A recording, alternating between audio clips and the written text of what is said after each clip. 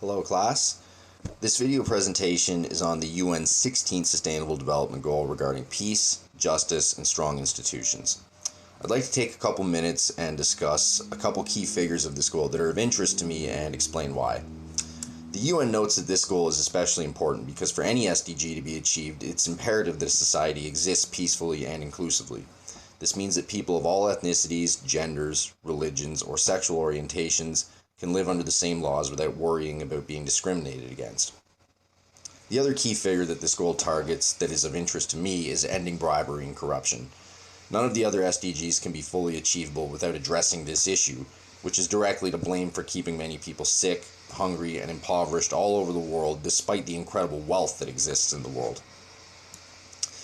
I care about these issues because I've always been personally angered by those who commit evil acts to innocent people for their own gain. I joined the Canadian Forces when I was 18 years old to protect Canada and to fight for peace and justice for those who have no voice around the world, as I sincerely believe life isn't fair for most people. Even in today's modern world, it is still illegal to be a homosexual in more than 70 countries. In Saudi Arabia, Iran, Sudan, Somalia, Nigeria, and Yemen, homosexuality is actually still punishable by death. And perhaps the most egregious form of discrimination, several countries around the world still don't even have anti-discrimination laws that protect children from oppression and violence. In Afghanistan today, it is common practice for men in positions of power to keep young boys as sex slaves. You heard me right. The people we've been fighting to put in power in Afghanistan for the last 16 and a half years keep young boys, sometimes as young as 9 years old, as sex slaves. This is disgustingly unacceptable if you ask me. And I sincerely believe that the modern civilized world must fight to reform all these injustices. And this can also encompass the 5th SDG regarding gender equality, as reducing systemic discrimination against women and girls all over the world won't be possible without promoting justice, inclusion, and strengthening institutions that can empower women from oppression.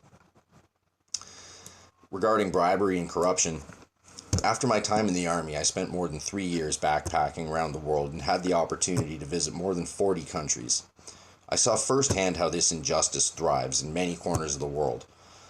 In Latin America, for instance, I witnessed how bribery and corruption plague the lives of innocent people who live in near constant fear from violence from narco gangs and cartels whose brutality goes virtually unpunished due to the corrupt local police and governments, much of whom get their livelihood from the pockets of these violent criminals.